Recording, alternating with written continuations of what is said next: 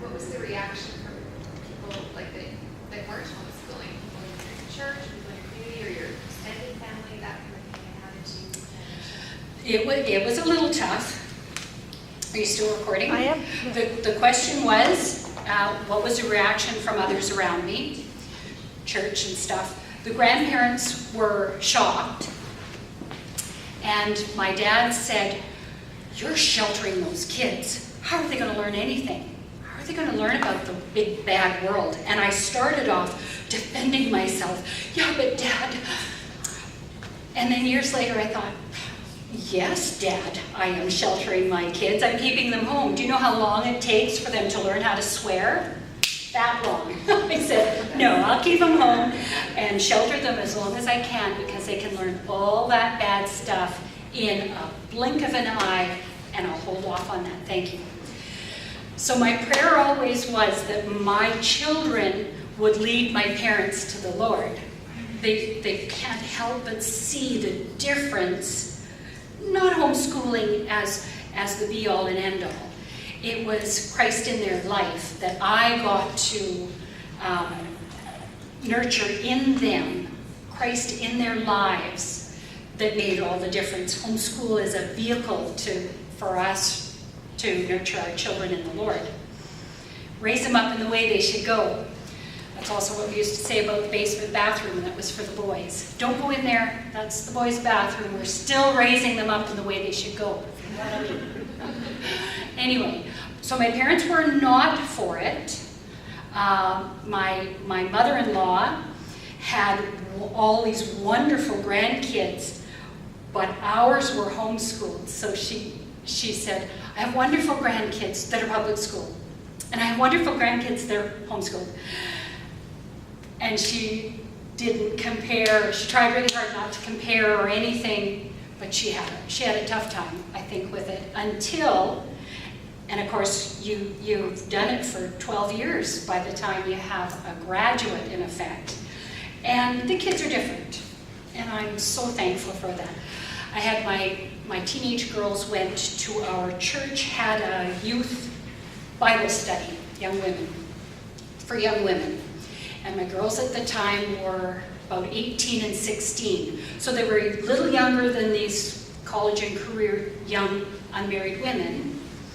But my girls went to the Bible study, and they came home and they said, "We were giving these gals advice." They were saying, "But how do we carry on with life? We don't have..." Whatever their challenges were, the girls found that they were more mature than some of these young gals that were in school. And my girls had juggled jobs and horses, and their schooling was kind of on the back burner. They were always learning. I guess that's the difference. But these gals had challenges that my girls were feeling that they were able to have input into these older gals' lives. And they had a lot of these friends. They still have girlfriends that are older than they are. They say, "You're how old? Let's not do age. Let's not, let's be friends."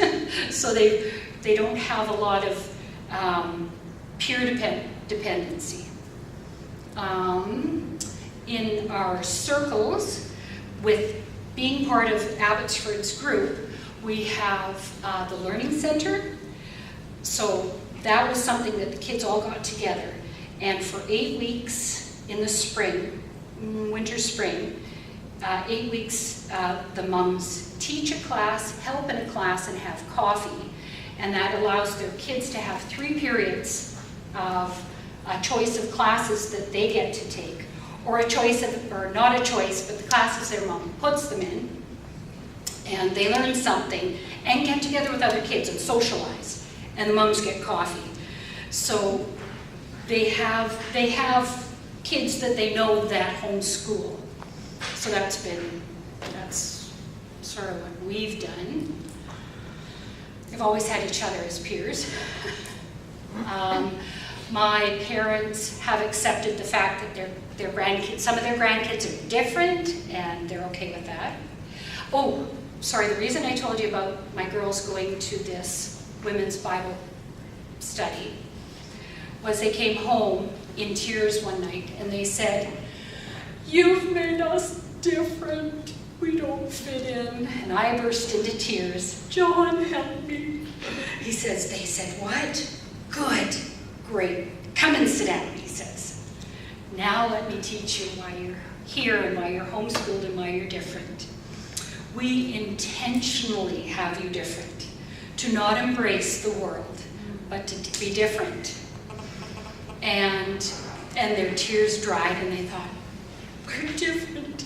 They weren't always keen on being different, but they did understand that they had a call on their life. They were their parents had intentionally raised them to be different from the world. Not different from everyone, because that's really hard. My oldest daughter went to a homeschool meeting. They interviewed some homeschooled kids, and she said, "Okay, all of you guys thinking about homeschooling, when you go out in public, make sure they're not wearing sweatpants. Make sure the kids don't have crummy runners. Make sure they have some clothes so that they look normal instead of being spied as being these oddballs in a crowd. Help them be as acceptable looking as possible, because as soon as they open their mouth, they're different anyway. But make sure that they don't look like poor ragamuffin kids that shop at Vivi Boutique," which we did, but we found some long jeans. Does that answer your question? That's actually really encouraging for me, because my kids are getting the teenage where they're being involved in things, and that is part of the angst right now, because they're saying, "Mom, I'm going to these things," and the things that the kids are talking about, they're like, "I don't even see the point," and I tell them what's the point, Yes. which doesn't help them make any friends. Right. Right? And not that I care, it's not like you're involved in this sport to make friends, Right. but that's part of the process that we're in right now, and they are trying to figure out, do I want to be involved in these things where I am different? And why am I different? And, they understand the homeschooling, but it's hard to be a teenager and know that you're different. And where is this taking me, right? So then they talk about, well, maybe I want to go to school because I am kind of tired of being different. Yet they know they don't want, but so that, Yes. just the fact Yes. you are different, and that's okay. Yeah. And so, yeah. I don't know. Yeah. You know what I'm saying? Well, absolutely. Now the kids were saying, "I have to get designer jeans." No, you don't. "I have to get such and such sweatshirts." No, you don't. So I didn't fall for all of that. But I helped them fit in. But you're right, they were kind of fringy kids, but they had a core homeschool group of kids. That was something else that it was important. If they wanted to sleep over at their homeschool friend's house any day of the week, as long as it was okay with the mom, really, it was okay. We would actually make an effort. We'd drive them. We did a lot of driving, but it was intentional. It wasn't just frivolous. I don't know that I would have put my boys in Aldergrove Minor hockey, but that's where they ended up. And that was right in with the world. So, yeah. But my older son went into the Christian League of Hockey, but he was with a group of guys before he went into just amateur fun men's league hockey. He had been doing the rep hockey and major midget. And he did go into a group of guys that were all cussing and going on. And one of the instigators said, "You're different. What's wrong with you? Are you a Christian?" And I knew that Matt had two answers he could have given.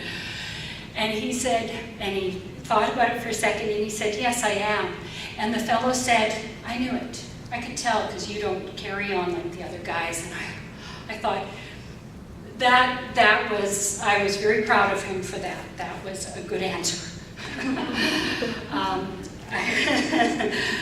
But that's the route we chose. they went into hockey. And they were So it's kind exposed to a of lot. doing some of these hockey things, but then having the homeschooling as well, right? Yes. Is that kind of weird, like, Yes. do that intentionally? Both, or? We held off. Both of the boys played hockey really well, and we said, we'll never put you in hockey because it's a bad influence. But they were both really good. So when Matthew was 12 and David was 9, we put them in hockey. And that was the only hockey I knew of. In Aldergrove, it was just a small community. And they did know those boys. And one of the boys on my older son's team got into being the drug dealer for Aldergrove. And he came to Matthew respectfully and said, "You'd be a great drug dealer because no one would ever suspect you." And Matt said, "Thanks, but no thanks." But you know, this guy, he didn't ask Matt if he wanted to try drugs, nothing. He just respectfully, one-on-one, kind of a couple of guys, and he said, "You'd be a great..." So they've made an impression on other people by not selling drugs. This is good. Yeah. So, Yes. you said 9 and 12, so did you wait until your kids were a little bit older like that before you got them involved in other, maybe like non-Christian Yeah. activities? We intentionally waited till they were at least 10. We felt we took our first kids to T-ball. It seemed to us so pointless. And by then we started having more little kids. I couldn't hurry up and get in the car to play T-ball. That was kooky. So we didn't do that. We said, by the time you're 10, if you have a sport that you really want to join, you'll know the rules, you know how to play, you'll have bugged me for 5 years by then, and then I'll know you're serious and you really want to play, and then we'll see at 10. Well, we held Matthew off as long as we could. And 12, he went straight in and just loved it. But for their character, yes, I waited intentionally. Yeah. We played baseball. We had a baseball team. No. We played baseball, we played soccer. The kids were always active with each other. Actually, my 22-year-old daughter that's a twin, she's got 2 older brothers, and everything she does is competitive. And so if I'd put her into sports too early, she would have broken people's bones. She's a very competitive gal. So, and did you have like a limit as to how many activities or events you attended, or were One part of, sport each. like per term, per week? It depended. Yeah, well, it depended on the sport. The boys' hockey was usually 1 or 2 practices a week and a game on the weekends. So Daniel, actually, my little guy, grew up in a hockey arena. He never wanted to grow up and play hockey. That was a bonus. And the girls played soccer. And sometimes it overlapped, but by the time they were 10 and in a sport, I had drivers. I had my older girls could help me drive. And actually, they were always good. On this calendar, I've got, when John goes out of town Sunday nights and gets home Thursday nights, that went on for 13 years. He was working in Fort McMurray. So my kids pulled together and helped Mom all the time, driving, juggling. We were blessed with 2 vehicles, so driving and juggling and getting them rides with other people. Yeah, we made it work. I have just a practical question. Yes. I associated to something that you said earlier. And I know everybody here has to be creative too, and and try to figure it out. But when you said you had the little one playing Lego under the table, Yes. I could really associate it. My problem that I could foresee though is that everybody else would be, that's not fair, I want to play. And then you lose everybody because not everybody can do that and still listen. So how would you deal with it if you were allowed, because like you want to treat each one of their needs, and I find it difficult sometimes because they are all different. this one guy needs to Absolutely. be quiet, the other one, he's like, I need to do it and I need to finish. So how do you deal with them all? I want to be fair, like I want to do it too, because they don't really understand that you're being fair. Right. So how do you deal with that? We got the book Managers of Their Home.